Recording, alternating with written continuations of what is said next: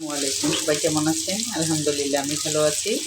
আজকে কাঁচা টমেটোর, এটাকে কেউ সালাদ বলে, কেউ আমাদের অঞ্চলে এটাকে বলে চাটনি। ঠিক আছে, আমি একটু অন্যভাবে করব, দেখেন সবাই, ভাল লাগবে। রেসিপিটা অনেক মজার একটা খাবার, ভাত বেশি খাওয়ার একটা চালাকি। মাঝে মাঝে একটু রাইস বেশি খেতে হয়, কাজ বেশি করলে। রসুন কুচি দিয়েছি, হালকা বাদামি হলে একটু হলুদ দিব, স্বাদ মতো দিব, ধনিয়া দিয়ে দিব, একটু শুকনো মরিচি দিয়ে দিব।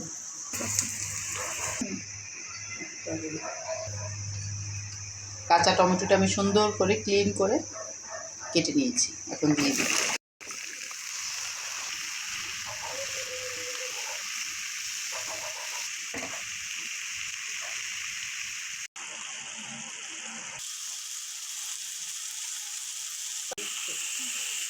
একদম শুকায় ফেলবো, একটু হালকা জিরার গুঁড়া দিব আর ধনিয়া পাতা দিব, হয়ে যাবে আমার টমেটোর চাটনি।